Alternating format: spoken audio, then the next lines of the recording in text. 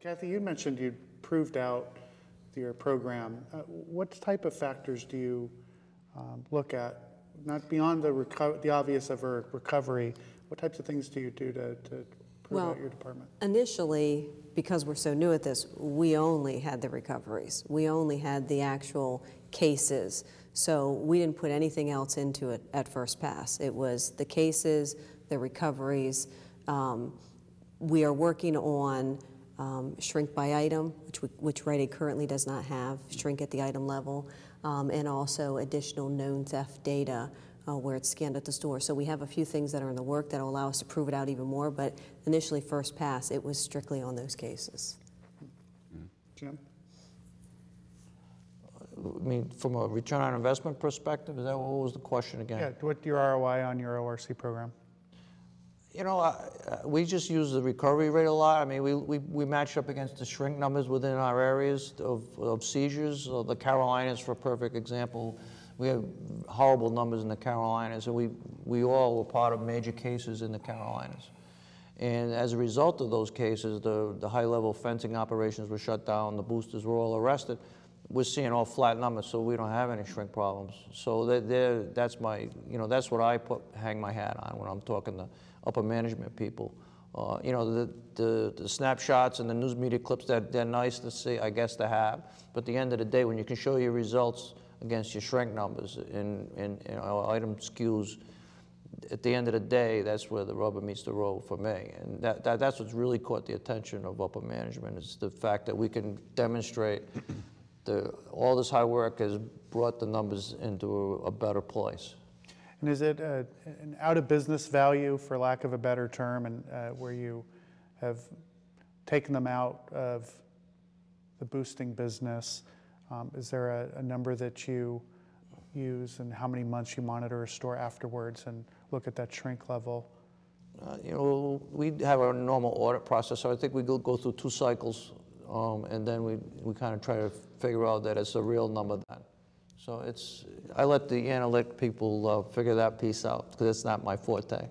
But that's key. Analytics is really key to organized retail crime and trying to track it and put numbers to things, because you're dealing with people, that's their lives and numbers. I'm talking about the executives. I mean, that's what they know. So if you don't translate organized retail crime into numbers, you're not going to succeed.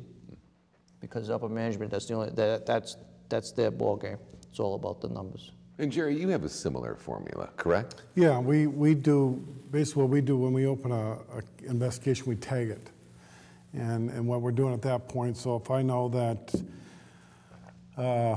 this investigation, say we get a booster, and the booster says, I'm stealing your widgets, and I'm stealing widgets all in, and actually that case in North Carolina we all did is a good example.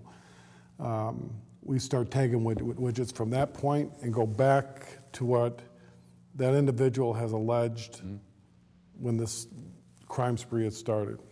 In that case, it was 20 years, so there wasn't a whole lot. We just went back as far as we could go. And then what we do is then there's an arrest. And when you get an arrest, we tag it again. And so now we have the tag when the case started. We went back up the 52 weeks, and then from the time the case ended, then we start moving forward in quarters and checking it, because it takes about that long sometimes to get these to court, months. Then what we will do is take that information and run some more analytical work on it. Now, our analytical department puts some of the fine touches on it, but all my people they've created programs where we can actually do that ourselves. We can run it right in the field, and we're working on that. And next week is another meeting where they're actually creating more reports for us that we can do. But we work with the analytical department. So we look at those widgets, we say, okay, and usually I think on this particular case in North Carolina, we went back a couple of years.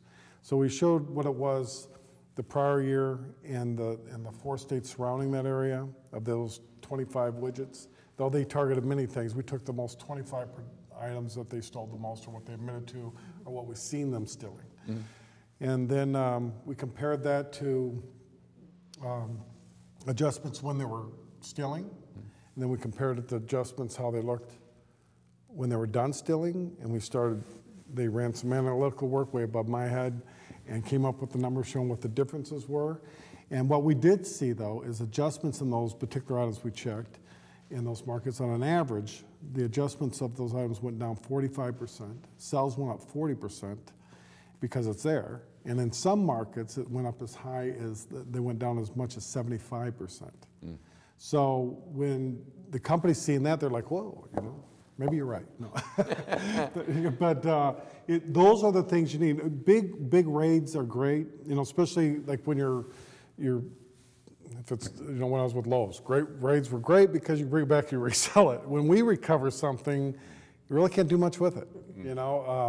We usually pull out, we work together quite a bit, pull out what we can reuse to do more investigations with, and then I'll pay more money to go get it destroyed.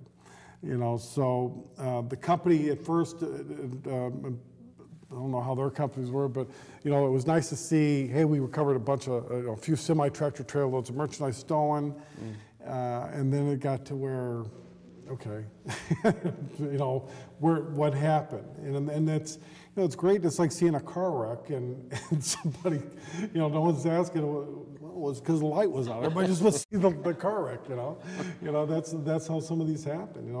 It's great headlines. It's great about a bunch of publicity, but we work for retailers. It's about dollars and cents. And they like a little publicity too, but they don't like our kind of publicity necessarily. Right. So it's about, and now we're able to do that. Years ago, you couldn't do that. I mean, you couldn't measure it and say this is what's going on. You had some boosters saying, yeah, I've been stealing from you for 5 years.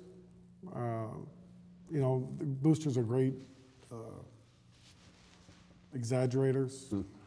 Well put. I was trying to think of it.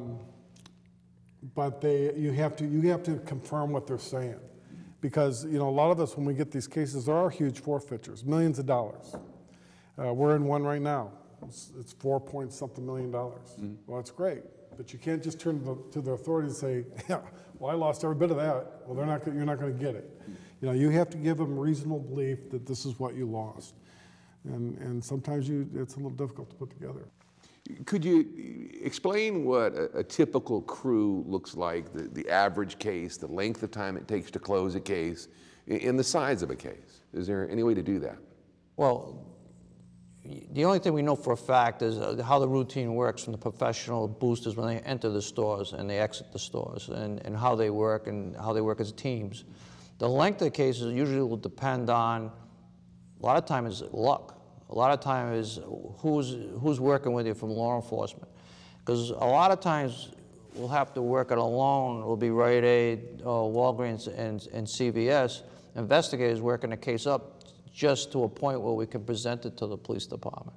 So that may take a couple of months to get all of, because when we bring it to a police department, agency, law enforcement agency, we have all the facts already there. We already know who the people are. We already know how they drive. We already know their routine. We already know where they go with the product. We put that all together and try to package it in the best way for law enforcement to take it. And because in my case, and I know in Jerry's case, we have people that came out of law enforcement. They know how to put the case together from a physical presence, what it looks like, what the content of that case will be. So if that's the case, it may take a number of months or weeks to put a case together. If we've already got a law enforcement agency on board right at the jump of a case, right at the beginning, sometimes they can be shut down fairly quickly. So it's hard to define on that. But the type of activity and how people operate as a professional ORC crew is pretty similar in most of their cases for the real true professionals, I think. Would you agree? Yeah, I think some of it depends your relationship with law enforcement, how much you're working with them, and they get to know you as well. But like Jim says, I mean, we put it together. You're putting together a link association chart, timeline, your video spreadsheet.